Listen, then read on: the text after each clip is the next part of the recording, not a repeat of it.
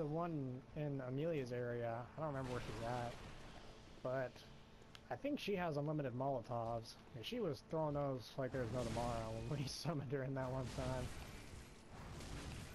When she was fighting that hunter that invaded you.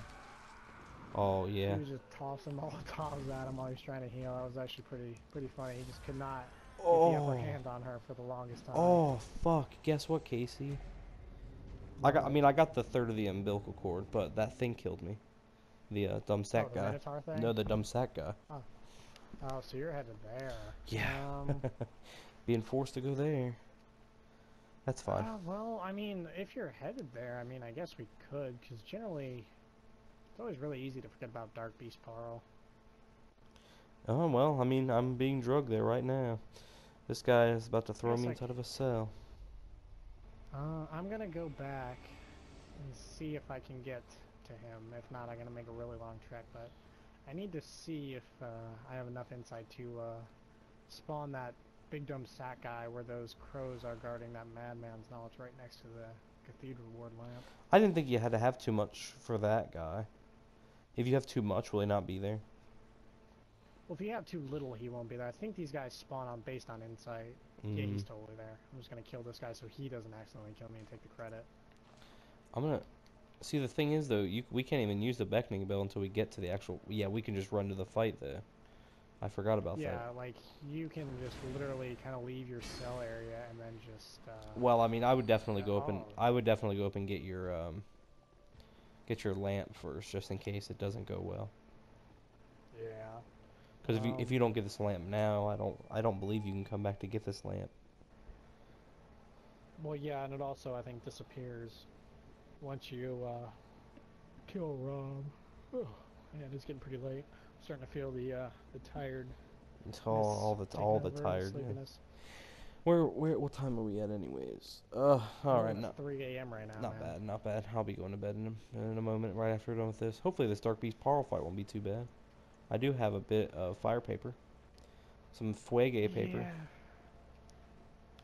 I have Dark Beast Paarl's another one that can give a lot of newcomers a lot of shit too, but really not because he's tough, just because you can end up here a lot earlier than you're supposed to.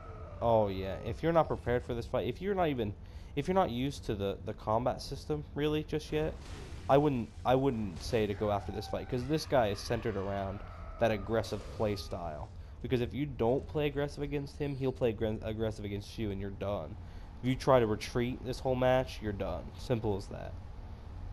That's where I've always got caught up, is I just given him too much. I don't go in for those hits when I really should. Yeah. Well, one of the really good things about, Paarl's probably one of the easiest bosses to kill next to the Celestial Emissary, because if you got a weapon that can do quite a bit of stun damage really to him, to a point where you can like just stun lock him, you can really just get him in that first thing where he falls down and then just continuously pursue him while he's trying to re-equip himself with his electricity and just keep knocking him over.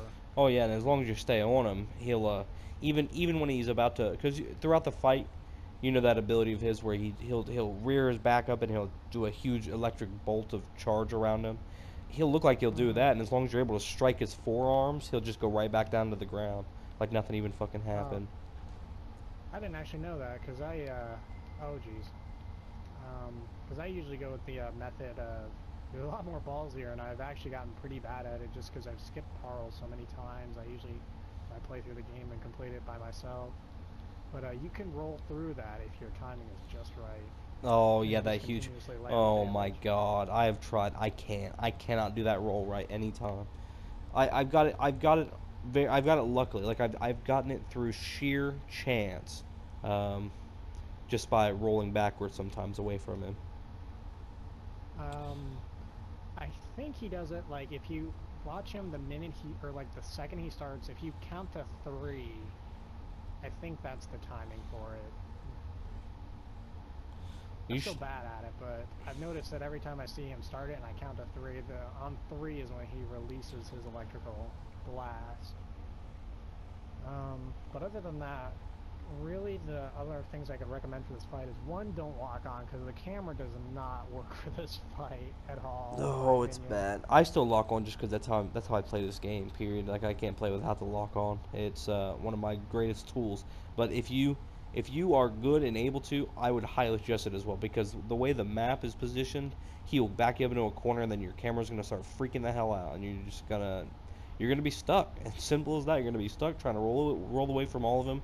He's gonna triple, quadruple swipe your ass just into a corner, and then you got to try to like run through his legs and get around him. Not necessarily impossible, but And the other thing I could recommend for this fight is honestly just bring a weapon that has a really swing and you'll hit him. Weapons I could really recommend for that would be like the threaded cane is phenomenal for this fight. If you can get under him and just turn it into its whip, it works really well. The Hunter's Axe is really good with its wide, like, R2. If you can get really good R2s on him, like all the way charged, do a lot of damage to him. And then, honestly, the Burial Blade's working really well right now. Is he stunned? yep. I went in some big hits right there at the beginning of this. I just pounded him with an L2. Get in there. Get those front legs hit. Oh yeah. There we go. But, yeah, and, just while we're on the part of him being stunned here, just as a heads up, he takes so little to stagger that even the threaded cane can do it in its whip form, and I'm pretty sure that has probably one of the lowest stagger rates, or, like, poise rates in the game. Alright, get ready to back up, got him. No, this way. I'll say this is one of those fights though. You just gotta, when he's like this, when you see him looking all floppy and he's moving around like this, he's scared.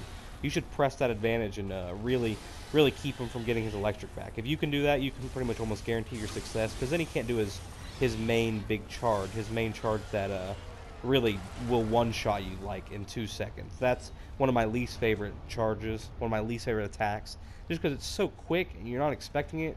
And whenever it happens, you're dead. If you're close, you even have a little bit of your health gone, you're probably dead. Oh, looks Yeah, like that's the truth. looks like we need to go ahead and get this through with Casey. Oh man. But yeah, as long as you can get to that stagger point and you remember to have that aggressive play style, you will win this fight. Relatively easy fight in that sense. Like right there, that's the first time I've actually ever beaten him on my first try. First time right there. We kind of wrecked him really hard though, to be honest. Like that wasn't much of a fight. Yeah, we got some pretty good weapons for it though. The saw cleaver I found is probably, like, if you come here in a really early point in the game, I found the saw cleaver is generally the hardest to deal with. The axe is probably the easiest of the 3 starting weapons. My favorite's the cane though, just because you can stand underneath him and just use the R1 whip and you will just hit him. Like, you don't have to aim or do anything. Just the whip, like the arc on the whip will just hit him. Alright, round 2. He honestly doesn't even really do a whole lot of damage either. No, he doesn't. Swipe only did probably 5% of my health. If Oh. that. It hurts me a little more just because I don't have as much health. Oh yeah, his swipes, as long as you get him on the little ones, they're not very good.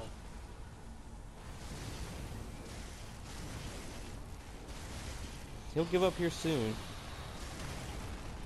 Oh wait, his electric's already gone. Yeah, I think he dissipated when I hit him in my visceral. Yeah, well he's really taking it. Alright, so I've heard that there's a weak point right there on his back. If you hit him right in the spine, where he has like no hair, it's like his weakest point, I've heard, but I don't know if that's true or not, because his head hits against his head do pretty good. I'm doing about 500 swipe when I do it on his spine. I need to check it, see how much I do with a normal like forearm swipe. I can get him before we actually kill him. Yeah, I mean he's forearm already. sweep does about, well, forearm did like 600 there, so I don't know. I feel like it's definitely. Oh, here he goes. He's about to explode. Oh, and there he goes. Casey. I'm just under him, wrecking him. Casey was ready for that kill. Hey, deep respect. deep respect for that shit. Good. I Yeah, was dude, not I was actually expecting kinda the scared. boldness, the I'm like, confidence.